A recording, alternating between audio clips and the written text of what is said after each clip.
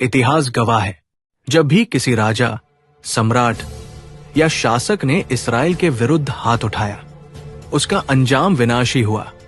मिस्र का फिरौन, जिसने इस्राएल के बच्चों को गुलाम बनाया और मारने के आदेश दिए, उसने समुद्र पार करना चाहा, लेकिन लाल सागर में डूबकर मर गया।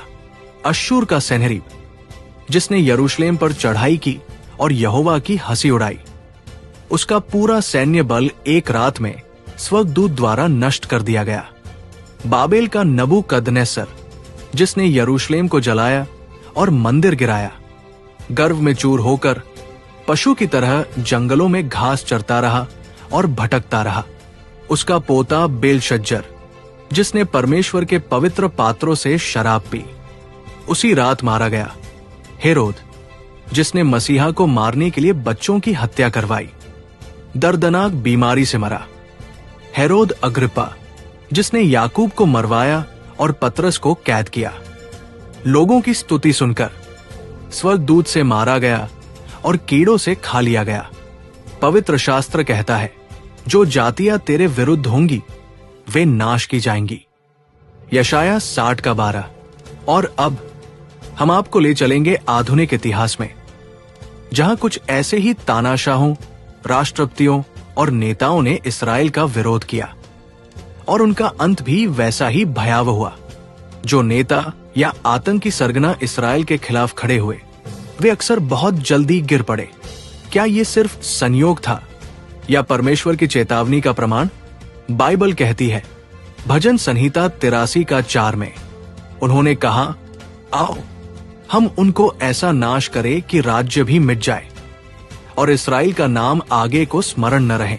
इतिहास में बार बार इसका प्रमाण मिलता है। चलिए हम देखें उन आधुनिक नेताओं के बारे में। पहला है अडोल्फ हिटलर, जर्मनी।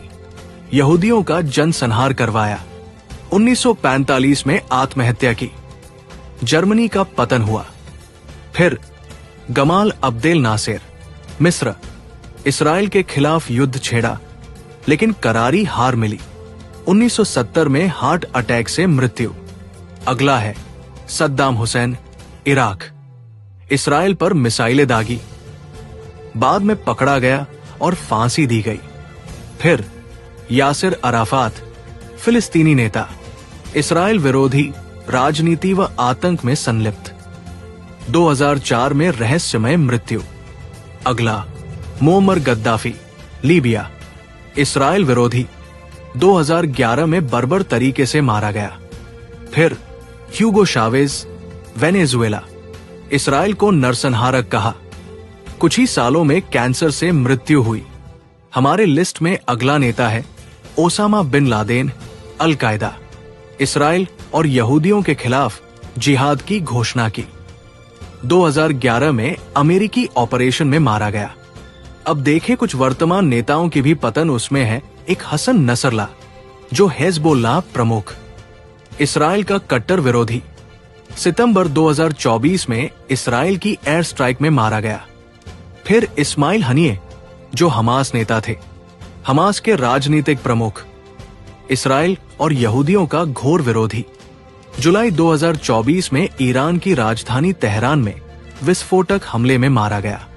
इन सब नेताओं ने इस्राएल को नष्ट करने का सपना देखा और खुद ही मिटा दिए गए।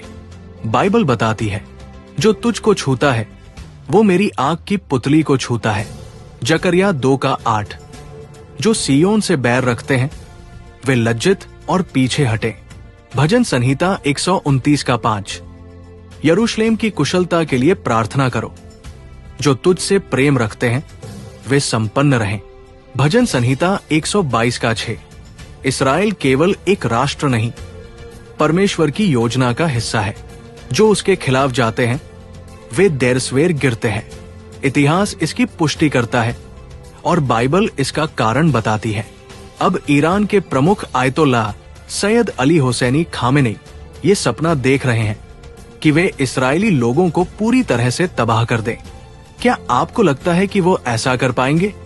या फिर उनका भी नाम उन बड़े नेताओं की सूची में जुड़ने का समय आ गया है जिन्होंने इसराइल के खिलाफ लड़ाई तो लड़ी लेकिन खुद जीवित नहीं बचे? आपका क्या विचार है? हम आपकी राय जरूर सुनना चाहते हैं। इस वीडियो को अधिक से अधिक शेयर करें ताकि लोग हमारे परमेश्वर के बारे में जान सकें।